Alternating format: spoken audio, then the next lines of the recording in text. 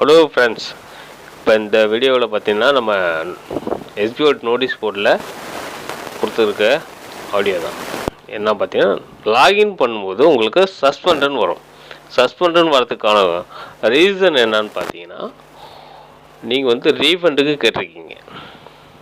இந்த 3 ஆப்ஷன்ஸில் last option select பண்ணிங்கன்னா சஸ்பெண்டுன்னு வரும். சரிங்களா? இல்லை நீங்கள் ஏதாவது இஷ்யூஸ் பண்ணியிருந்தீங்க அப்படின்னா உங்களை சஸ்பெண்ட் பண்ணிருப்பாங்க, அதுக்காகவும் வரும். சப்போஸ் உங்களோட பேமெண்ட் பார்த்தீங்கன்னா ப்ரூஃப் சரியான ப்ரூஃப் இல்லாமல் வேறு ஒருத்தர் யூஸ் பண்ண ப்ரூஃபோ சரியில்லை, சரியாக தெரியல அப்படின்னா சஸ்பெண்ட் வரும். இதுக்காக தான் உங்கள் ஐடி லாகின் பண்ணும்போது சஸ்பெண்ட் வரும்.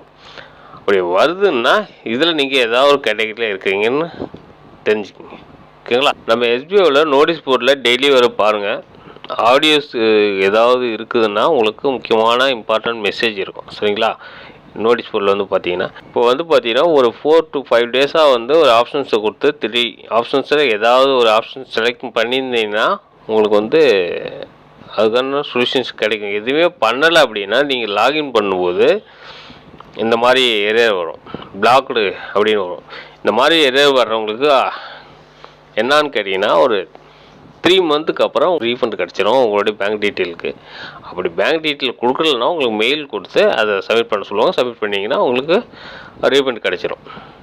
ஏன்னா இந்த 4-5 டேஸில் நம்ம நோட்டீஸ் போர்டில் ஃபாலோ பண்ணாமல் அந்த கொஷின்ஸுக்கு 3 கொஷின்ஸுக்கு ஏதாவது ஒன்று சப்மிட் பண்ணணும். ஒன்று சேல்ஸ் டீமாக இருக்கணும், ஒன்று ப்ரொமோஷன் டீமாக இருக்கணும், இல்லை ரீஃபண்டாக இருக்கணும். இந்த 3ல் எதையுமே செலக்ட் பண்ணல அப்படின்னா 2 செலக்ட் பண்ணால் எடிட் பண்ணுற ஆப்ஷன்ஸ் வந்தது இடையில.